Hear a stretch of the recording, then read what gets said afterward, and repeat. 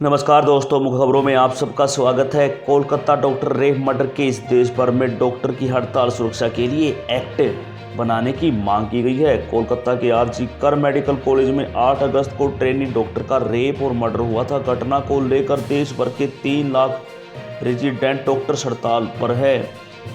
AIIMS Delhi समेत देश के सभी सरकारी अस्पतालों में ओपीडी सेवाएं प्रभावित हुई है। हालांकि इमरजेंसी सेवाएं चालू थी।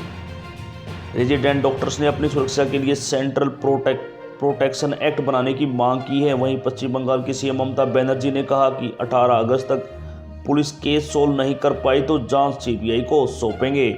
चलते हैं अगली खबर की तरफ। बांग्लादेश में भारतीय सेना की जीत का स्मारक तोड़ा, प्रदर्शनकारियों ने टुकड़े टुकड़े किए। बांग्लादेश में प्रदर्शनकारियों ने 1971 की जंग से जुड़े राष्ट्रीय स्मारक को तोड़ दिया है। मुजीबनगर स्थित यह स्मारक भारत और मुक्ति वाहिनी सेना की जीत और पाकिस्तानी सेना की हार का प्रतीक था। 16 दिसंबर 1971 को पाकिस्तान के लेफ्टिनेंट जनरल नियाजी ने 93,000 सैनिकों के साथ भारतीय सेना के सामने सरेंडर किया था। इसी दिन की याद में यह स्मारक बनाया गया था। चलते हैं अगली खबर की तरफ।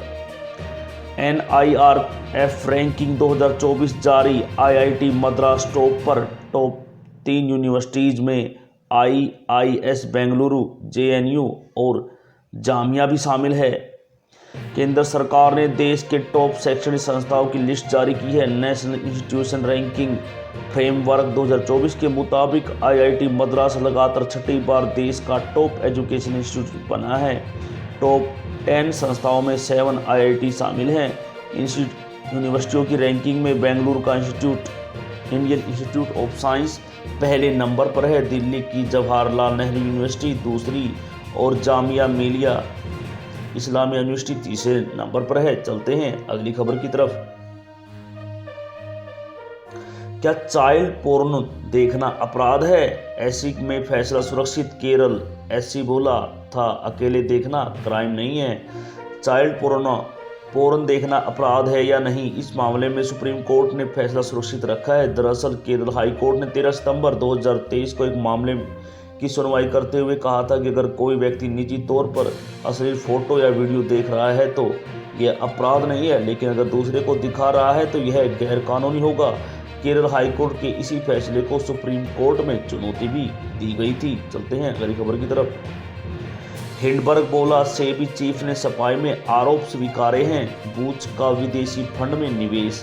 अमेरिकी शॉर्ट सेलर हिंडबर्ग ने कहा कि हमारी रिपोर्ट में सेबी चेयरपर्सन माधवी बूच ने प्रतिक्रिया देते हुए कई चीजें स्वीकार की है, जिससे कई नए सवाल खड़े हो गए हैं।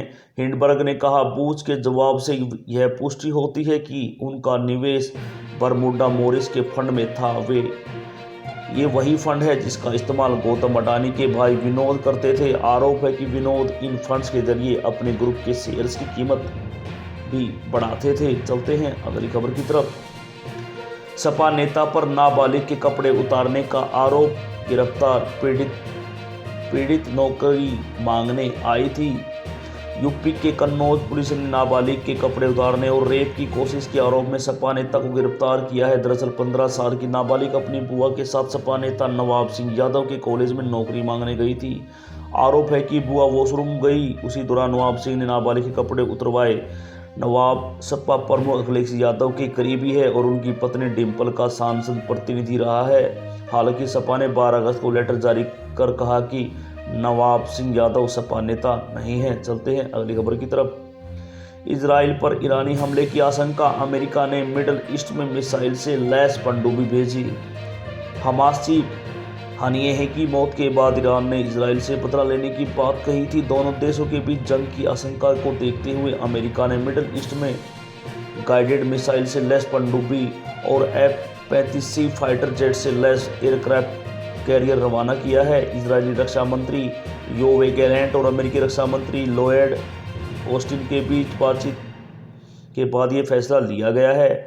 अमेरिका रक्षा मंत्री ने कहा कि अमेरिका इजरायल की रक्षा के लिए प्रतिबद्ध है। जय हरियाणा, जय भारत।